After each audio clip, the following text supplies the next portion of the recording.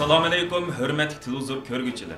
Dünya Uyğur Qurultayı Tor televiziyasının günlük xəbərlər proqramımıza xoş gəldinizlər. Mən İftixar Abdurşid.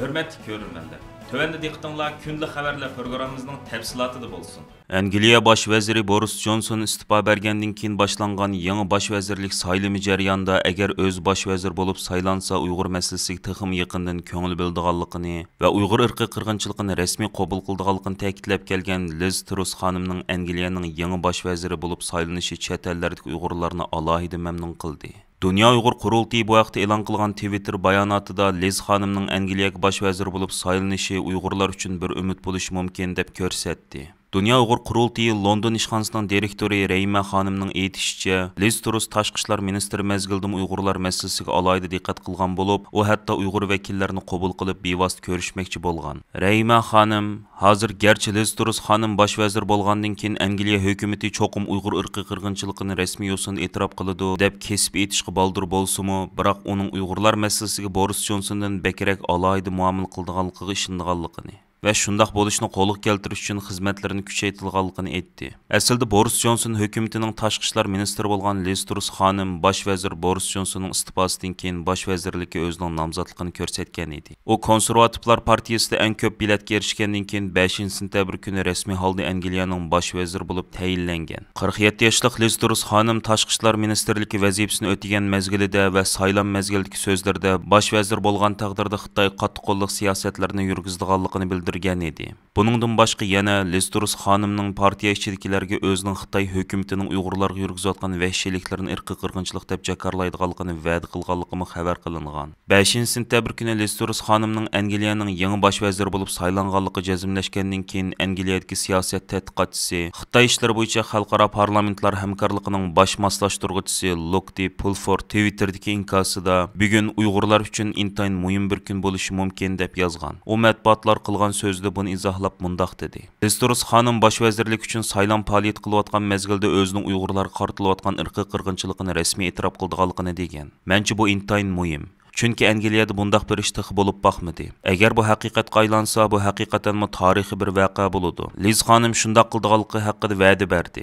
Liz Truss xonim saylan mezgildagi so'zlarida Xitoy Kompartiyasi paydo qilayotgan tahdid haqida qilgan keskin fikrlari bilan tonilgan edi. U bosh vazir bo'lsa, o'zining Beijingga qarshi kuchli harakat qo'llanganligini, Xitoyning kundan-kun kuchayotgan xalqaro ta'siriga taqobil turganligini va'da qilgan. Shundaqla yana Xitoyni Angliya uchun sistemlik raqobatchi deb atashni qoldirib, uni Angliyaning davlat bexatarligi uchun tahdid deb ataydiganligini bildirgan edi. Yaponiyada chiqadigan Nikkei Asia gazetining xabarida aytilishicha, Liz Truss xonimning partiya ichidagi Xitoyga qattiq qo'l bo'lish tarafdorlariga Uyg'ur irqiy qirg'inchiligini e'tirof qildiganligini hamda Xitoyni Angliya uchun tahdid deb jakarlaydiganligini va'da qilganligidan qaraganda Liz Truss yetakchiligidagi Angliyada Xitoyga qarshi pozitsiya kuchlanishi mumkin ekan. Angliya siyosat sohasida to'mir ayol deb ta'riflanayotgan Liz Truss xonim mayli siyosat va mayli iqtisodiy jihatdan Angliyaga va'da qilgan o'zgarishlar sababidan asosli raqobatchisi, ya'ni Angliyaning moliya ministri Rishi Sunakdan ko'p ovoz olgan bo'lib, uning g'alabasi Angliyada qarshi ilishga erishgan. Har qaysi davlatlar rahbarlari Liz Trussning yangi hukumatiga tabriklarini avatayotgan bir paytda bo'lsa, Xitoy hukumatining ovozi hisoblangan Xitoy gazeti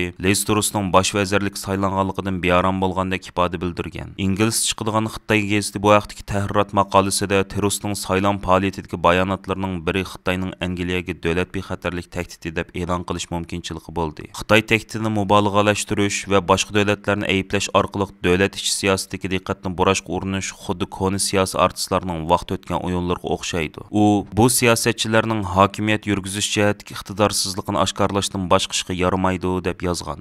Amerika prezidenti Joe Biden bo'lsa 6-sentabr Twitter'dagi inkosda Liz Trussning g'alabasini tabriklab mundaq degan. Men ikki davlat orasidagi alohida munosabatni cho'nqurlashtirib, yer shar xarakterli xristianlarga, jumladan Rossiyaning Ukrainaga qaratgan tajovuzchiligini o'z ichiga olgan xristianlarga qarshi hamkorligimizni cho'nqurlashtirishni orzu qilaman.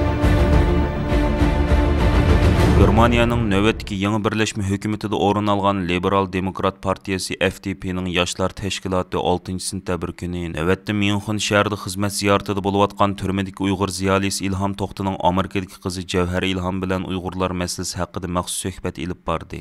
FDP yoshlar tashkilotining asosli mas'ullari qatnashgan suhbat yig'iniga Dunyo Uyghur Qurultayining raisi Dolqin Aysa, Qurultay bayonotchisi va ayollar komitetining mudiri Zumratay Erkinlarim taklif bilan qatnashdi. Javhar Ilhom suhbat suhbat jarayonida o'zining oila kechirmishlariga birlashtirib Xitoyning qonunsiz tutqun qilish, chet ellardagi Uyg'urlarga ziyonkashlik qilish qilmishlari haqida atrofli ma'lumot berish bilan birga, o'zining dadisi Ilhom To'xtining Xitoydan faqat o'zi chiqargan asos qonun va milliy territoriallik avtonomiya qonunini to'liq ijro qilishni talab qilgani uchun 2014-yili quruq tuhmat bilan tutqun qilinib, muddatsiz qamoq jazosiga hukm qilinganligini, 2017-yili jazo lagerlari ta'sis qilingandan keyin ko'plagan Uyg'ur ziyolilarining xuddi dadisi Ilhom To'xtiga o'xshash taqdirga duchor bo'lganligini bayon qilib o'tdi. Bu qitimqi suhbatda yana Uyg'ur majburiy amgaki masalasi asosiy suhbat temalarining biri bo'ldi. To'lqin Aysa apandim suhbat qilgan so'zida Liberal Demokrat partiyasining o'z ichiga olgan Germaniyaning navbatdagi birlashma hukumatining Uyg'ur majburiy amgakiga chetishlik mahsulotlarining import qilinishini cheklash va majburiy amgakdan naf olayotgan Germaniya shirkatlariga jazo tadbirlarini yo'l qo'yishga yetarli darajada ahamiyat bermaganligini tanqidlash bilan birga, Volkswagen avtomobil shirkatining shuncha besimlarga qaramasdan Urumchidagi sho'ba zavodini taqashni hozirgacha rad qilib kelganligini, bu sababdan Dunyo Uyg'ur qurultiyining Uyg'ur majburiy amgakiga chetishlik ba'zi German shirkatlar ustidan sudga ariznoma sunishga majbur bo'lganligini bildirdi. 2 soatdan ortiq davom qilgan suhbatda yana Uyg'urlarning Germaniya hukumatidan kutadigan konkret talablarni tafsiliy muzokara qilindi. O'tgan yildagi umumiy saylovdan keyin qurilgan Germaniyaning yangi hukumati Sosyal Demokrat partiyasi, Liberal Demokrat partiyasi va Yeshillar partiyasini tarkib topgan bo'lib, Liberal Demokratlar bilan Yeshillar uzun yillardan buyon Uyg'urlar masalasiga yaqindan ko'ngil bo'lib kelmoqda. Birleşken Devletler Teşkilatı Kişilik Hukuk Ali Komissariyeti bir yıldan buyon e'lon qilishni kechiktirib kelgan Uyg'urlar haqidagi dokladni e'lon qilgandan keyin Türkiye'de tuncu bulup İyi Partiyasının parlament a'zosi Fahrettin Yoqush axborot yig'ini chaqirib, hamda navbatning Türkiye hukumati bilan parlamentinin harakatga o'tishiga kelganligini ta'kidladi. 3-sentabr Anqaradagi Sharq Turkiston madaniyat markazida o'tkazilgan axborot yig'iniga Dunyo Uyg'ur qurultiyi muavin raisi Dr. Erkin Akram, Uyg'ur Akademiyasi vaqfisi ijroiya komiteti raisi Abdulhamid Qaraxon, Sharq Turkiston tadqiqot vaqfisining raisi Dr. Abdukerim Bug'ra, Dunyo Uyg'ur qurultiyi vakili Xayrullo Afandigil va Anqaradagi Uyg'urlar ishtirok qildi. Parlament a'zosi Fahrettin Yoqush apandi axborot bayonotida BDT Kişilik Hukuk Ali Komissariyatining mazkur dokladni e'lon qilishning kishini so'yindirganligini, bundan keyin Birleşken Devletler Teşkilatı'nın Uyg'ur qirg'inchiligini to'xtatish uchun darhol tadbir elish kerakligini ta'kidladi. U mundaq dedi: Birleşken Devletler Teşkilatı Kişilik Hukuk Komiteti tayyorlagan Sharq Turkistondagi kishilik huquq dafsanchiligi to'g'risidagi doklati 8 ayning 31 kuni e'lon qilindi. Mazkur dokladning Birleşken Devletler Teşkilatı'ning xavfsizlik kengashining a'zosi bo'lgan Xitoyning barliq besimiga qaramay bir yil kechikibmi bo'lsa e'lon qilinishi kishini qattiq so'yindirdi. Bu Xitoyning 73 yildan buyon Sharq Turkistonda sodir qilgan jinoyatlarining BDT tarafidan rasmiy qabul qilinganligi hisoblanadi. Fahrettin Yoqush apandi Birleşken Devletler Teşkilatı'ning dokladagi chaqiriqlarini o'rinlashga chaqirib mundaq dedi: Birleşken Devletler Teşkilatı e'lon qilgan 48 betlik dokladda Xitoy hukumatining xohlagancha tutib qamoqqa tashlagan kishilarning hammasini darhol qo'yib berishga chaqirgan. Biz BDT dokladida yer olgan talablarni oldi bilan Xitoy hukumatining o'rinlashishini talab qilamiz. Agar Xitoy hukumati bularni amaliyalashtirmay Sharq Turkiston xalqiga jazo lagerlarida, turmalarda zulm siyosati elib berishni davom qilsa, bu dokladning hech qanday ahamiyati bo'lmaydi. Shunga bu dokladning talablarning amaliylashishi uchun Turkiya boshda Birleşken Devletler Teşkilatı'dagi barliq davlatlarning Xitoy davlatiga besim ishiltishi kerak. Fahrettin Yoqush apandi İyi Partiyasining har doim Uyg'urlarni qo'llashni davom qilganligini ta'kidlab mundaq dedi: Biz İyi Partiyasi bu dokladga asosan butun dunyoning harakatga o'tishini, Turkiya va dunyodagi kishilik huquq tashkilotlarining bu haqda Xitoyga mustaqil tekshirish hay'ati avatishini talab qilamiz. Biz Sharq Turkiston xalqining haq va huquqini qo'g'dashni davom qilamiz. Sharq Turkiston xalqi igichaqsiz emasdir. Biz İyi Partiyasi qayerda ezilgan xalq bo'lsa, har doim ularning yanida bo'lishini davom qilamiz. İyi Partiyasi qurilgan kundan tortib Uyg'urlarni qo'llab kelayotgan o'qituvchi partiyadir.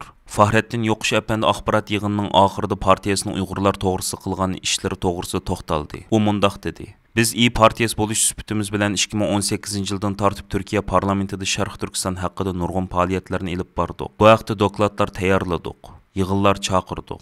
Biz İyi Partiyasi bo'lish sifatimiz bilan 2021-yil 12 ayning 14 kuni Sharq Turkistondagi kishilik huquq dafsanchiligi to'g'risida 3 tilda atrofli doklad tayyorlab e'lon qildik va Xitoyning zulmini dunyoga anglatdik. Xitoy matbuotlarının BDT Kişilik Huquq Oliy Komissariyat ishxonasi tarafidan e'lon qilingan Uyg'urlarga munosabatli muhim doklad haqida sukut turilishi diqqat qo'zg'amoqda. Wall Street jurnalining bu doklad haqida e'lon qilgan tahrirat maqolasi ko'rsatilishicha, doklad tilga ilingan Uyg'urlarga qilingan zulmlarning ko'pinchisi g'arbda keng bilinsimi, ammo buning BDTdek bir organ tarafidan tilga ilinishi Xitoy hukumatining buni Xitoy qarshi kuchlar o'ydirib chiqargan razil yolg'onchilik deb atishni qiyinlashtirib etadi ekan. Shuning bilan birga Xitoy sirtidagilar agar bu xabarlarni Xitoyning internet tomlaridan atlab o'tib Xitoy ichida tarqata olsa, bu doklad Xitoy xalqi orasida belgilik ta'sir paydo qilishi mumkin ekan. Darvaqa Xitoy hukumati va uning axborotlari ilgari bundaq dokladlarga Beijingda va Urumchida maxsus cho'ng ko'lamlik axborot e'lon qilish yig'inlari uyushtirish, bir qism Uyg'urlarni bu so'rovlarga chiqarib dokladlardagi paketlarni rad qildirish, hatto ekronga chiqib Amerika rahbarlarini tillatqizishdek vositalarni ishga silib raddiya bergan. Xitoyning rasmiy xabar torlari bo'lgan Xalq tori, Yer shari vaqti gazeti va Tangirtaq tori qatorliq hukumat taratqullari yana Amerikaning Uyg'urlarning irqiy qirg'inchilik va insoniyatga qarshi jinoyatga uchrayotganligi, majburiy emgak silinayotganligi haqidagi yakunlarini ayblab, uni Amerika boshchiligidagi g'arb ellarining Xitoyni tizginlash urinishi, bir qism g'arb siyosatvozlarining yolg'onchiligi degandek so'zlar bilan suhbatlab kelgan edi. Ammo bu qatimqi doklad BDT tarafidan e'lon qilinganligi, yana kelib Xitoy BDT bexatarlik kengashining veto haqqiga ega 5 doimiy a'zosining biri bo'lgani uchun Xitoy hokimiyati o'z xalqi ichida yuzining to'kilib ketishdan vahima yeb BDTning dokladini o'z xalqidan sir tutgan.